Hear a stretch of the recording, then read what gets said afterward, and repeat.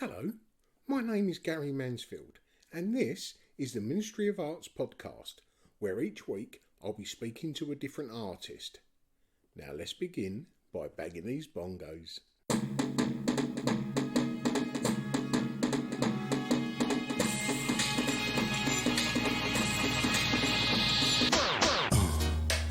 Yeah, right. Crazy.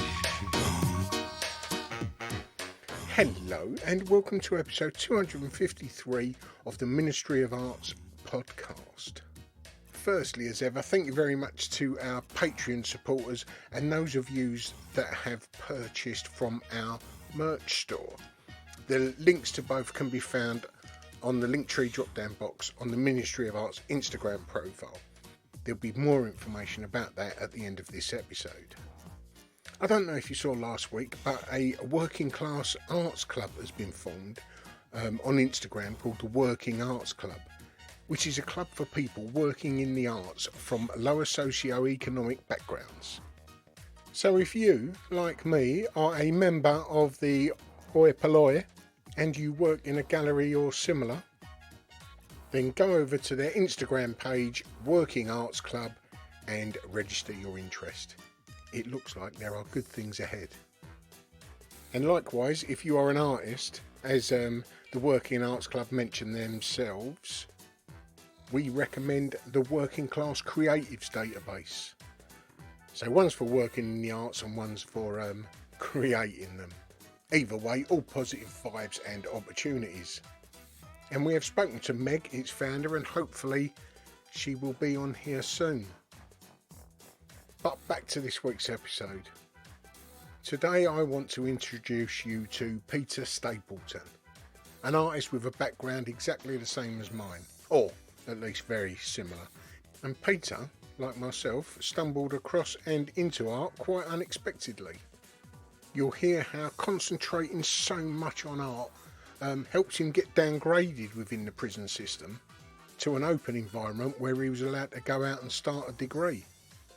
Where at his third year show he was approached by two major galleries, and his hyper-realistic paintings were pretty much a focus of a couple of Koestler exhibitions.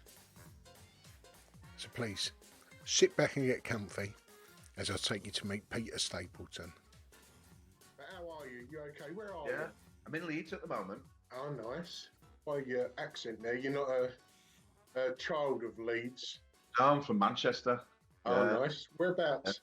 Well, I was born in South Manchester, Wythenshawe, Yeah, and then I lived in Sale for most of my life, nice. which is still South Manchester. Yeah. I went to Now- South Africa for about 10 years. Oh, how did that come about? I went out originally on a holiday, a safari holiday, and I just Yeah. loved the place. So, yeah. I will be writing every now and then through this, so Yeah. I'm not just bored doing a Sudoku or anything. Right. Yeah. All right.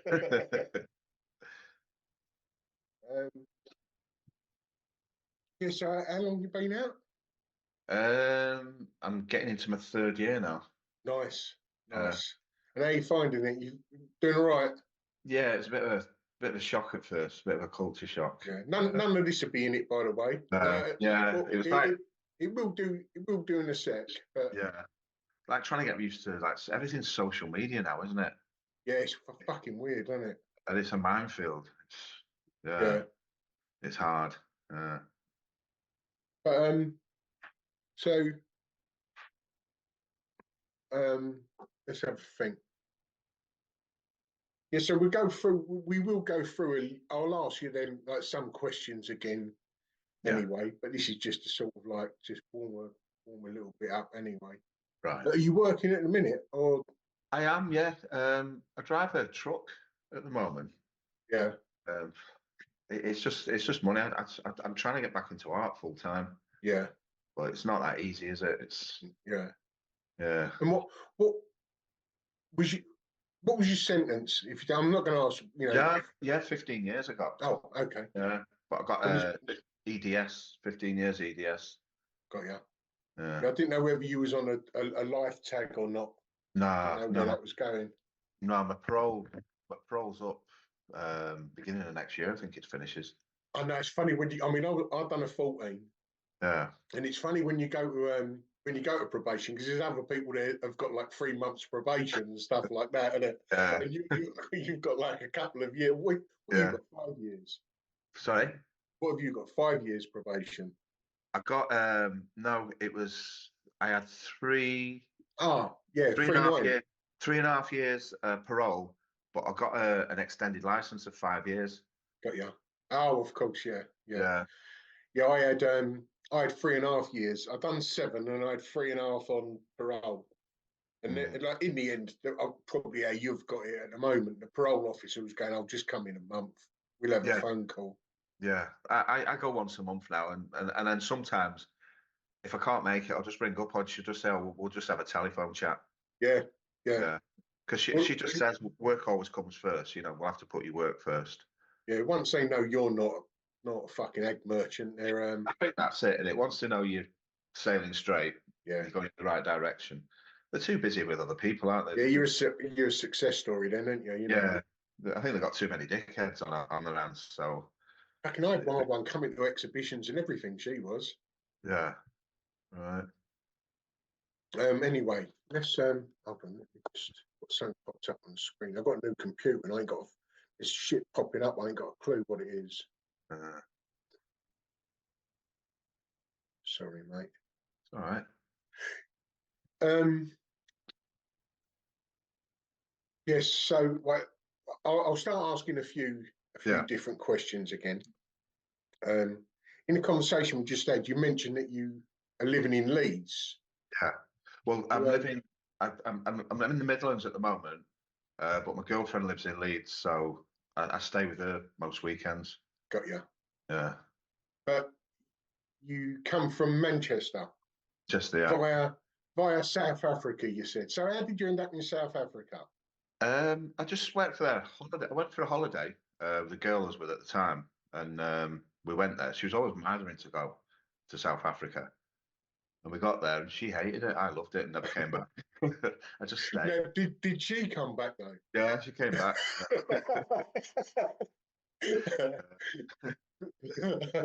That's quite a funny story. Anyway. What was you Yeah. doing out there?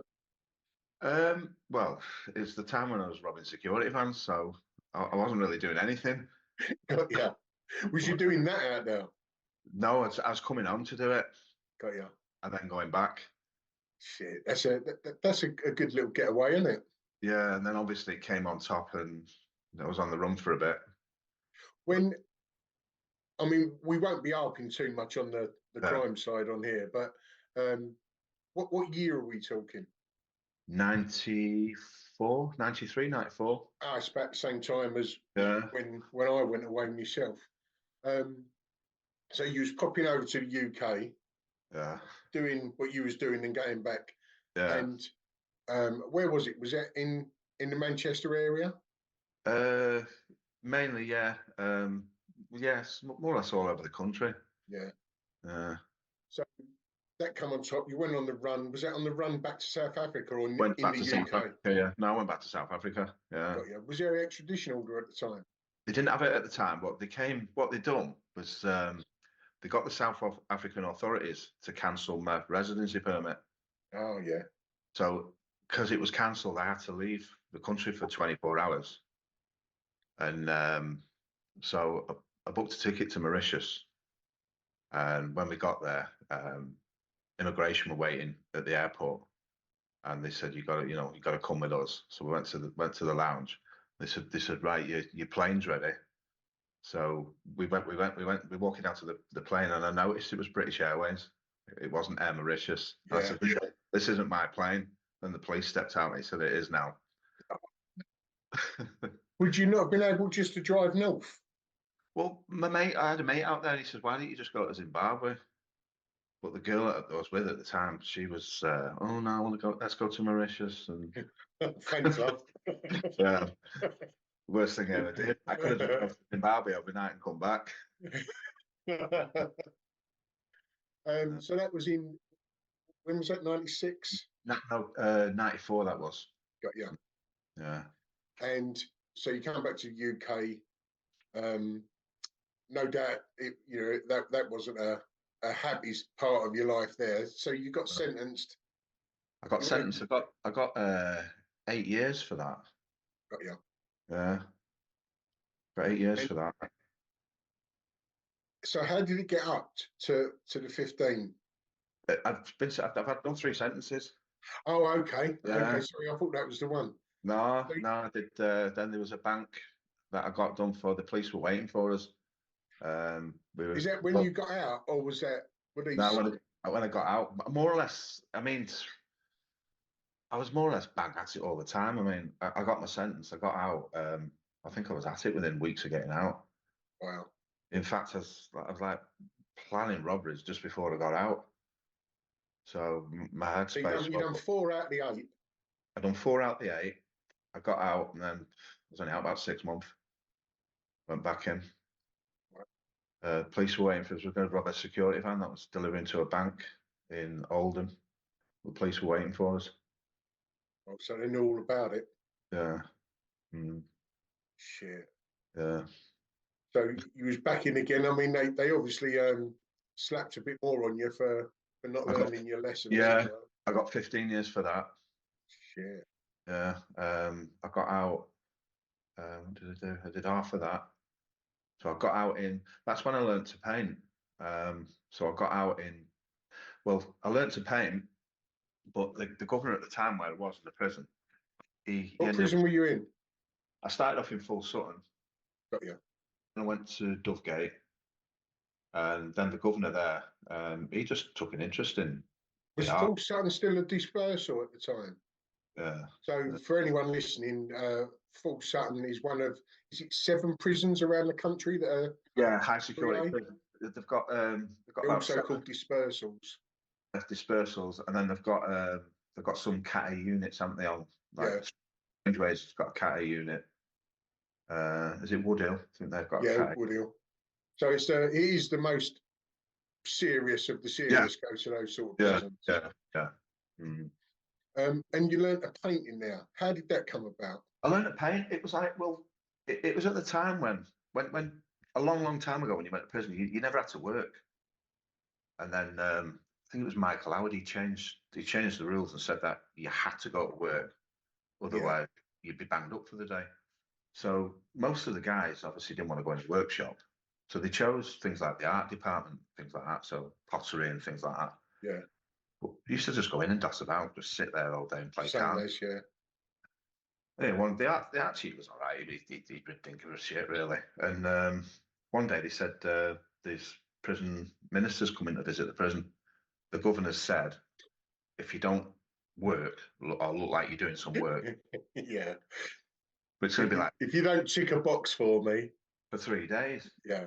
So because no one ever did any work in there, there was hardly anything in the stockroom. So he goes in the stockroom, this art tutor, gets out these pencils and paper, and he ran out. There was nothing for me. So I said, what am I going to do? He said, you can paint. He said, I've got canvas in there and an easel. I said, I can't paint. He said, just sit at the easel and pretend you know what you're doing. Brilliant. So I said, right, okay then. So he got me this magazine out and showed me all the colours, to mix and everything. And as soon as I picked it up, it was like I'd done it all my life. Funny, isn't it? Amazed, but I was amazed at just the way it looked. What was it you drew on that canvas on the first day? It was well, it started off. He gave me a picture of it. It was like a corridor, and I thought, I'm not doing that. So I changed, because when I left school, I used to do technical drawing, so I knew perspective. So you had the basis there. Yeah, so I knew about perspective and all that. So I did a painting of a prison corridor, and he just said, "How the fuck have you done that? I thought you couldn't paint." Yeah, it was weird. What was it, from memory? It was, just from the basis I used. It was a corridor of I forget where it was. I think it was a hospital corridor. The picture that he gave me. Yeah. And I just changed it into the cells, the prison. Yeah. So from then, that sort of set a little something inside, I presume. That was it. I was hooked. I became obsessed with painting, and I just mired because you weren't allowed oil paint. Yeah. Them days, but I mired them. Saw governors. in the end, they allowed me art stuff in my cell. Yeah. That was it. Then they took the Cat A off me and made me Cat B. And I went to Dovegate, Yeah. and then when I got to Dovegate, we did what was it, a correspondence course, open arts at college, I think it's called. Yeah. I can't remember, but I passed that, and then the governor that was there then, Kevin Rogers. He used to be the governor of Parkhurst, and he was quite a forward-thinking governor. You know, wasn't one of these austere governors. He was one of them that believed that inmates could be rehabilitated. Yeah. And he put one of my paintings into a show, and it won. He said, He said, as soon as you're able, I'm going to send you to an open prison. He said, so when my time come, I just had 3 years left. He sent me to an open prison, and from there, he'd arranged it with the governor at Sudbury that I attend university. I went to Staffordshire University and got my degree. Shit. Yeah, so I used to go there every day. So you went straight into the university? Straight into university. Yeah. Wow. How did you find that? Going, now I had troubles going from prison to university because I done the same thing. Yeah. I had trouble going from one environment into the other. The first few days was fine, and I did end up having a little sort of meltdown after a few days. Once the novelty wore off, Yeah. then I found it difficult. Did you have the same process? No, I thought it was great. I was a bit paranoid that, like, you know, people finding out I was from prison. Yeah. And the tutor says, look, we're not going to tell anybody. It's up to you. But I got there and I thought, you know what, sod it. I'm going to tell everybody. I'm not. Because I think if you try and hide something and then it comes out, I just think it makes it worse. You think, well, why has he hid this from us? So I was just open about it, and they were great. They were. They were fascinated. They were fascinated, to tell you the truth. Yeah. But when I went there, the thing I found hard is I didn't even know how to switch a computer on. So, because it was a fine art degree with a BA with honours, there was a dissertation at the end of it. Yeah. And there was a lot of written work. I didn't even know how to switch the computer on. So I had to have computer lessons as well. And in the end, when I actually graduated from uni, I got a most outstanding student award from the university. You know, because I come from nothing and ended up with my degree. If we can go back a little bit, when you said after the first painting, you become obsessed with it. I'd done exactly the same thing. And at the time, I just thought I was grabbing hold of something I liked and started gnawing away at it, if you like. But for me, I realised that was the first thing that I'd done that I was good at that didn't involve anyone getting hurt, any crime being made. It was just me. Yeah. And that's, looking back, that was my driving force. Well, yeah, that I could actually do something. Yeah. That with a bit of worth, you know. Oh, you. And you're being looked up to. People say, oh, wow, I like your work, and it is a buzz. You know, the feedback, it's great. It just makes you feel like somebody. Yeah. And probably one of the reasons we get into crime in the first place. You know, I mean, mine was because my childhood, I didn't have a great upbringing, but my parents never took any interest in me or nothing. But once I got bit by the art bug, it was like my life just seemed to go in a positive direction. Yeah.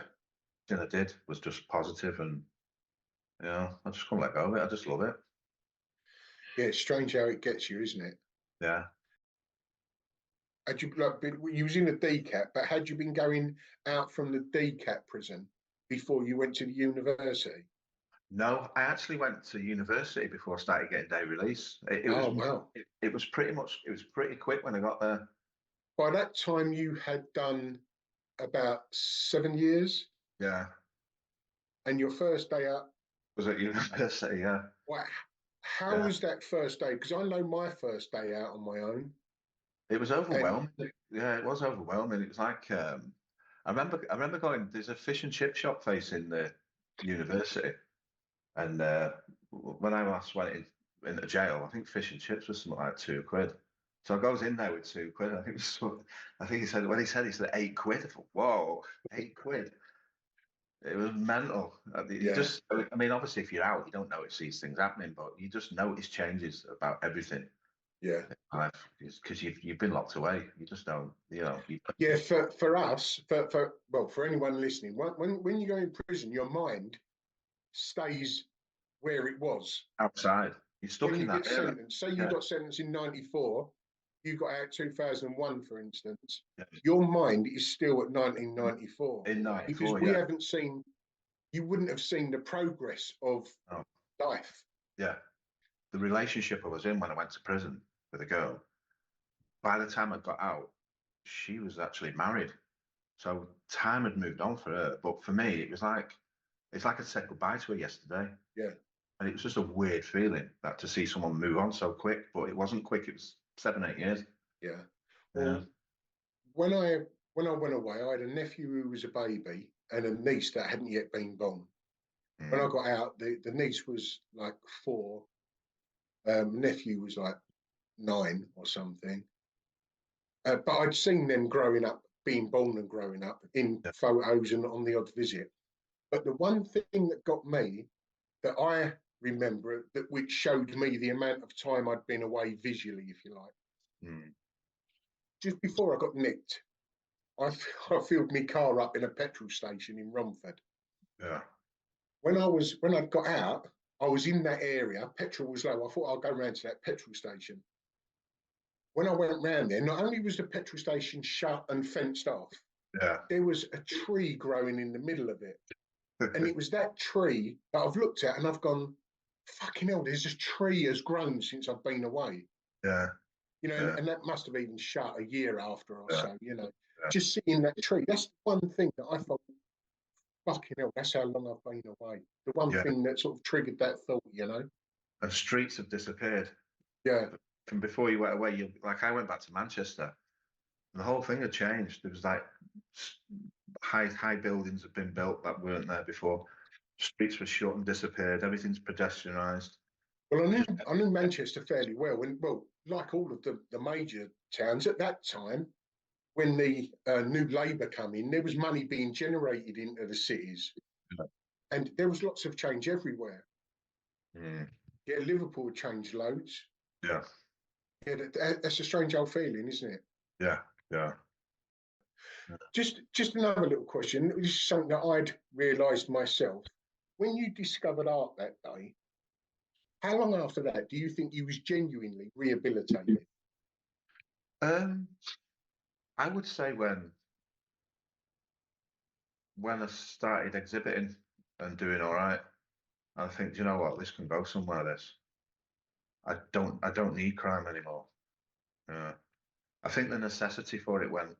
The necessity And for how long in time do you reckon that was, Pete? I'd say a year or two. Yeah, I reckon mine was within 6 months. I thought I'm not going to do this anymore. But I set myself a task that if I got the best on this, we was doing the GMVQ qualification in the class. And I said to myself, if I get the top marks, then I'm Mm, going for it. Because yeah, I was going to put everything in. And I thought if I put everything in and don't get the top, then this ain't for me. I know it's mm, a weird goal to set yourself. yeah, But you know, I got the top marks. yeah, But I discovered a little while on, I thought, well, I'm just doing pointless prison time here. I am mm, rehabilitated. The prison now is getting in my way, you know, but yeah. obviously I can't dictate when they open them gates for me, you know. I found as well. You always had someone in the jail that was trying to hold you back. It was like I had a probation officer in jail, and she was dead against me doing art. She said she was convinced that I'd be going into museums and robbing Picassos, and she was convinced that's why I was doing it. Or if I wasn't doing it for that, then he must be planning to do forgeries. That's exactly what I had. Yeah, they couldn't get the head around that I actually liked what I was doing, and there was nothing criminal involved in it. They just thought I was up to something. I got in with the gallery, right, and the probation officer that I had at the time, she rang the gallery up and said, "You do know that he's been in for armed robberies, robbing security vans. Do you have high value paintings in your gallery? So he said, well, what are you trying to say? Well, we're a bit suspicious as well, as to why he wants to be an artist. So he just put the phone down on her. Which is the absolute opposite to what a probation service should be doing. Thought you're just trying to, I'm trying to get on you, trying to destroy. Yeah. Yeah. I mean, the probation officer I've got now, she's great. She's not like that at all. Well, I suppose you've sort of proved yourself Yeah. now, and that's the thing that you do have to do, or at least I felt that I had to do. I had to prove myself all the way along. Yeah. And they're suspicious of you. Yeah. Yeah. And the thing is, I mean, I can speak for myself here and most of the people that I know who have done a fairly long sentence. The paranoia that we all encounter in prison does stay with you. Elements of it stay with you forever, because paranoia is absolutely rife in prison. Because of that, I was paranoid in there that when I came out, everyone's going to be suspicious of me, that I'm up to something. Yeah. So I decided when I was in to be absolutely transparent with everything, a lot of the time to my detriment. And even though I've been out over 20 years, I still do a lot of that now. And sometimes, as I say, to my detriment. It's the only way to be. I mean, it's not, if you know you're totally rehabilitated, that you're not going back down that road again, it's just part of your past. Why not talk about your past? I think it, in some respects, it shows you in a good light because you've moved on. Yeah. And there's a few of us out here. Have you made acquaintances with anyone else who's in a similar position? There was a lad, he lived in Brighton. He was on my wing. He used to enter the Cosler a lot. He seems to have gone off the radar now. So, because you're still able to put into the Cursler, aren't you? Yeah, because I'm still on probation. So yeah, it so falls that umbrella. Yeah. For anyone that's listening who may not know, I mean, I bang on about Cursler so much, but Cursler is a charity that puts on an exhibition each year for anyone in the criminal justice system, be it in prison, in a secure unit, on probation, even secure children's homes, prisoners abroad. And they put on an exhibition each year at the Royal Festival Hall, which is where it gets shown currently. And they have curators like Sarah Lucas, Ai Weiwei, Grayson Perry, the Endies, and this year Jeremy Deller. Amazing. I think he's done it before, hasn't he? No, but he's associated with the charity. He has been associated with the charity for years, but he's never curated. Oh. I entered the Kesler, I think it was 3 times while I was in prison. I don't know how many years ago it was. You had a large painting in there, and it was yourself standing against the wall. Yeah, I think it was 2018, I think it was. I put it up on social media. People were convinced that it was one of my paintings that I'd put up, painted about myself. Because, was there prison doors there as well to show that it was, I can't remember the painting. It was, I think it was the one where I was I stood with my back to the viewer. Yeah. I've got my hands tied behind my back, and I've put 2 of my paintings on the wall. One's of a plastic bag over my head. Yeah, that's it. The other one was of a cell door. Yeah. The best thing for me for the Kesler was they called me down to reception one day, and they said there's parcel come for you, and it was a big box, and it was full of cards and comments that people had wrote. When they did the Visitor's Choice Award. And I was just overwhelmed with what people said. What Peter's on about here is when the exhibition's on, there are cards at one end where you can leave a comment for the artist. And so many people just say how much of a boost that is, that someone outside the wall is judging them on their work rather than their offence. And how did you find going through those? It was overwhelming. It was, like I say, it's a boost. It lifts you because, you think to yourself, well, I can actually make a career of this because so many people Yeah. saying positive things about your work. You know, this could actually go somewhere. I mean, they wasn't doing that when I entered. I mean, I entered several years before you. But what my mum done at the exhibition, I had a painting and a vase in, and from where she was standing, they was both in eye line. And she was taking photographs whenever someone was in front of my artwork, pointing at it or, having a conversation about it, which was a similar sort of thing to what you're saying.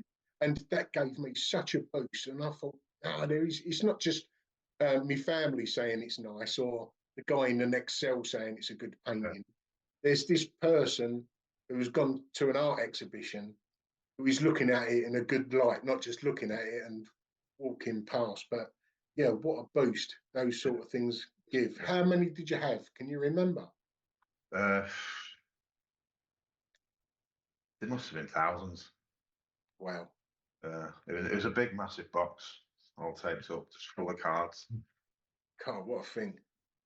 You grew up in Manchester. I'm just going to go back here. You grew up in Manchester. Was there any creativity in the home growing up? Nah, nothing. I mean, for my last year of school, I never went to school. The whole 5th year, I never ever went to school. Wow. I just used to play truant. So when it came to going to university, I didn't have the qualifications like the A levels and things like that, and they took me just purely based on the portfolio. I couldn't believe it because I didn't think I'd get in. I didn't think I'd get a place in uni, but they basically took me just purely on the portfolio.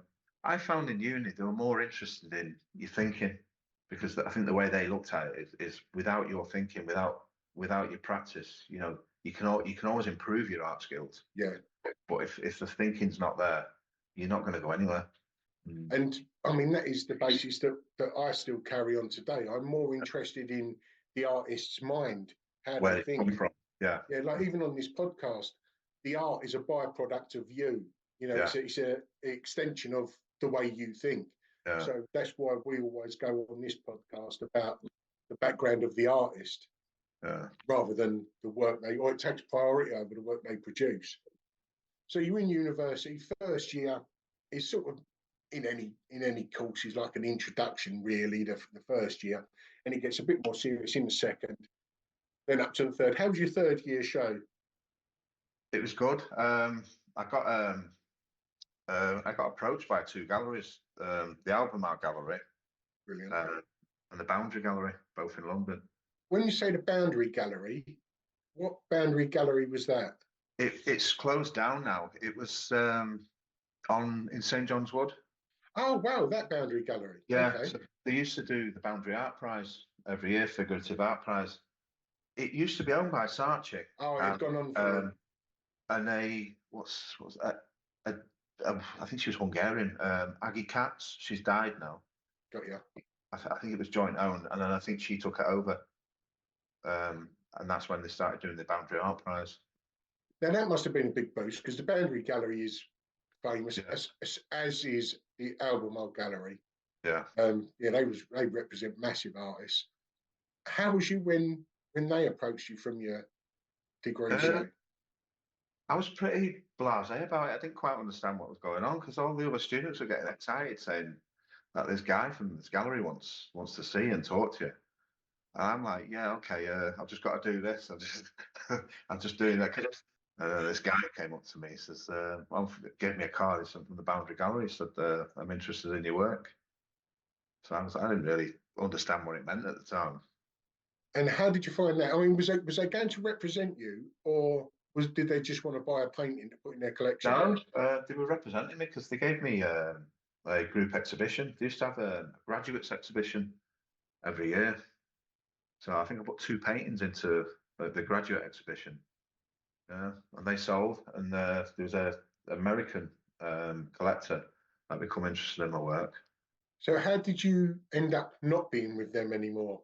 I got recalled to prison. Oh, okay. Yeah, they said they found my DNA in the back of a security van. Shit. Yeah, so I got arrested, put away, and about 12 months later, they turned around and says, right, you can go. No charges. Well, it wasn't yours. Never even got. They never said. Never explained. Never said that it was whether it was mine or not. But never charged me. Just let us go. It obviously wasn't. No. Well, obviously no. No.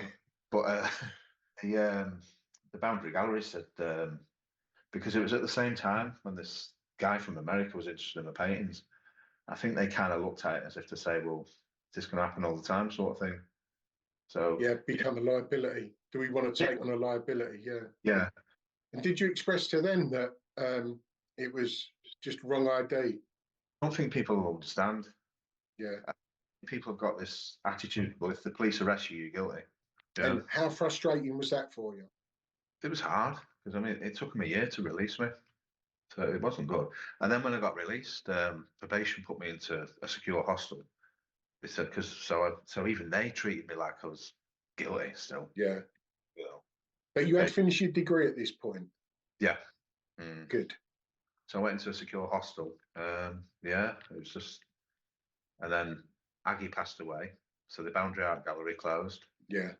Uh, so I'm just basically trying to get back in the galleries now. It's hard, you know. It's not easy. It's all right being an artist and being good, but if no one sees your work, no one knows you're there. Yeah. Yeah, it's all about exposure, really. So where are you now with your work? What Um, are you posting it on social media? yeah, I'm just working on because I paint in oils. I try and work on like 3 or 4 paintings at a time, you know, because of the drying speed. So I reckon probably the next 3 or 4 weeks I'll have some more stuff to put up. I've just been invited to put my work into an exhibition in Leeds at is it the Assembly House Studios? Okay. So I think that's beginning of June. How many paintings are you working on at the moment? 3. But it's all like to do with, I've got an obsession at the moment for plastic, you know, putting plastic bags, things That's like that. cool. Yeah. It started when I was in prison. Do you know when you go to reception and you get they put all your property in that Yeah. prison property bag? It's a massive big plastic bag with the Yeah. big H on it Yeah. with HM Prison Service. And I sat there one day and I thought, you know what? I'm a piece of property. I belong to the fucking prison. And that's where that because I paint from photographs. Yeah. So in the jail I was in, you could go down to visits and get your photograph taken, you know, to send out to your visitors and your Yeah. kids, get your photograph. So everyone's like going down there, putting the Armani t-shirts on, that, posing, trying to get a better picture. I turned up, went and sat down in front of the camera. I've got a prison property bag on my head. The fucking screws are looking at me, thinking, "What the fuck is going on here?" And that's where that painting come from. The one, you know, the one that got Yeah. the bag on top of my head. Did they ask you why you was putting a prison bag on your head? Yeah, yeah. But And they you just told don't. them it's for a painting. They just don't get it. They just think you've lost the plot. I mean, I started doing it. The first time I painted, it was covered in plastic. I think it was 2016. So like you're talking like 8 years ago. And I did it because it was trying to sort of like say that, you know, you're hiding as a human being. That's all I've done all my life. I've hid doing robberies, you wore a ski mask. You're trying to conceal yourself, can try and conceal what you've done. And that was a thought process behind me covering myself in plastic, covering myself in paint. It was kind of like, it was like a mask that I knew I'd wore all my life, just trying to be somebody else, somebody that I wasn't really. That's not who I was. Where can anyone see what you're doing, Pete, be it online or social media? Well, basically Instagram, Peter Stapleton Hart. Do you have a website yet? I do, Or yeah. at all? It needs updating though. It's peterstapletonart.com, but it needs updating. What can people find on your Instagram? Are you active on there? Yeah, I am now. Up until probably in the last couple of months, I've started really getting into it. As I said, I didn't really understand it at first. It was just a case of I'd put a few paintings on there and just sat and waited for people to look at them. But it doesn't work like that. It's like having a shop in the middle of a forest. If no one knows it's there, they're not going to come. No, of course. Yeah. So yeah. So And it's still a learning process for me. are you enjoying that experience? I find it hard. I find the whole concept strange. It's not something I've grown up with, is it? It's a new thing. I find it hard, yeah. But I'm getting to grips with it. Yeah. It's difficult to navigate, but once you get the hang of it, then it's it's easier from there. Yeah. And have you got anything coming up? Yeah, I've got this exhibition at the Assembly Rooms House Studios in Leeds. I think it's facing Army Prison. And that's a group show, I presume. Yeah. I think it's concentrated on Ministry of Justice. Oh, there you go. Yeah, I think it's about the Ministry of Justice. I think that's why they got in touch with me. Funny enough, because I'm intending to move down to Leeds at some point, and well, should I say up to Leeds at some point. And so I probably will eventually look for studio space, and that's one of the places I actually looked at, Assembly House Studios. So it's a little bit of a that's an ideal. Well, that's an ideal intro, then, isn't it? Well, I can get my foot in the door now. I can get to meet people and take it from there. All right, mate. Well, that's all my questions asked. Thank you for your time. Yeah, it's been good. See you later on, Pete. Welcome. Cheers, thanks. All the best, mate. Ta-da. Bye.